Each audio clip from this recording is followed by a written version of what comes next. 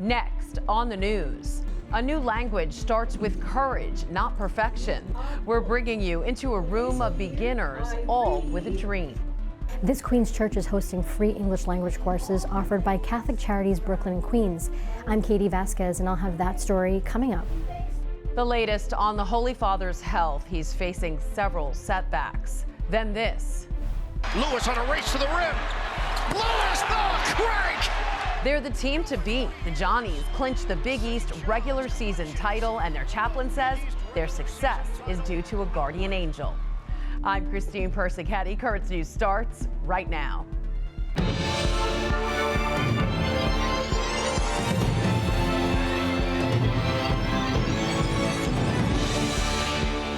Starting a new life in a new country is not easy. You have to learn the culture and the language. Catholic Charities Brooklyn and Queens is helping with the latter. Over at Our Lady of Sorrows Church in Corona, CCBQ holds English classes twice a week.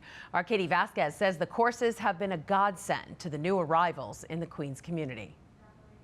The lesson for this class is days of the week. I clean. Basic phrases to help these students who are learning a new language and culture. I need talking the English, very important.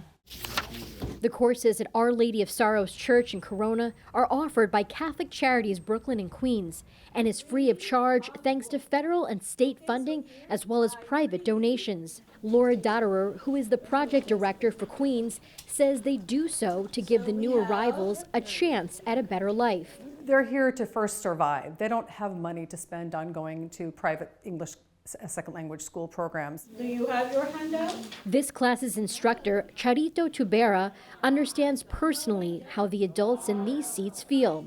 In 1975, she came to the U.S. from the Philippines.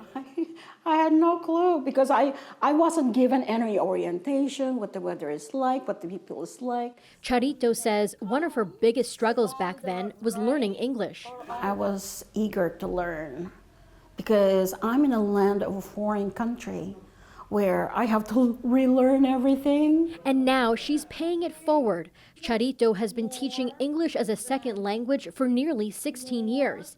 And recently, she joined with Catholic Charities Brooklyn and Queens in their efforts to help new arrivals. Combining her professional experience and her faith has brought new power to her calling.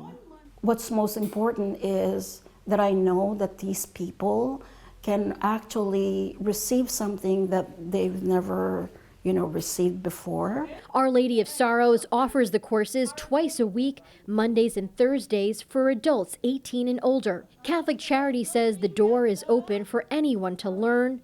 All they have to do is apply online. In Corona, Katie Vasquez, Currents News. For more information on the English classes and the other services Catholic Charities Brooklyn and Queens has to offer, just go to ccbq.org. In the latest report on the health of the Holy Father, the Vatican says Pope Francis is facing some setbacks. He had 2 episodes of acute respiratory failure on Monday. This was caused by a significant amount of mucus in his lungs and consequent bronchospasm. The report said the doctors performed 2 bronchoscopies on the Holy Father, and he was put back on ventilation. The pontiff's prognosis remains reserved.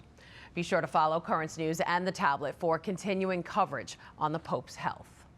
Catholics will soon celebrate Lent, and to prepare for the season of preparation for the death and resurrection of Christ, Brooklyn Bishop Robert Brennan is reminding his flock of an important gospel message. O death, where is your victory? O death, where is your sting? As we go through this season of Lent, we keep our eyes on Christ, on his cross, and prepare ourselves to celebrate his resurrection and join with Paul in saying, O death, where is your victory? O sin, where is your victory? Because it's been overcome by Jesus Christ, risen from the dead, who overcame the power of death and sin. Where is your victory? Where is your sting? Bishop Brennan, the Diocese of Brooklyn, and Net TV is dedicated to bringing you closer to Christ this Lent. And one of the ways you can do that is by watching all the live Lenten and Easter celebrations. It all starts with this week's Ash Wednesday services. Net TV will be airing 4 masses that day, an 8 a.m. English, 9 a.m. Spanish, and a 10 a.m. Creole Mass at the Co-Cathedral of St. Joseph. We'll also air a live noon English Mass at the Cathedral Basilica of St. James with Bishop Brennan. It will be at that Mass that the Diocese of Brooklyn will embark on a Lenten pilgrimage, encouraging Catholics to visit 40 churches throughout Brooklyn and Queens during the 40 days leading up to Easter. Pilgrims are also welcome to log their pilgrimage progress through the Lenten Pilgrimage app. And even if you can't be with them in person, you can still join the community online there. To see all the stops and even make prayer requests for the pilgrims, just download the Lenten Pilgrimage app from the App Store or Google Play. You can also get more information by visiting lent.dioceseofbrooklyn.org. Basketball fans have been making a pilgrimage to Madison Square Garden recently to see the Johnnies play. Lewis on a race to the rim. Lewis, no, Craig! The sold-out crowd at the world's most famous arena on Saturday witnessed the St. John's men's basketball team beat Seton Hall University 71-61 to clinch the Big East regular season title, a first for the Red Storm since 1985. Father Richard Rock, the team's chaplain, talks about the moment the game ended. It was unbelievable, you know, with the confetti and everything coming down. There was such an excitement after such a long period of time.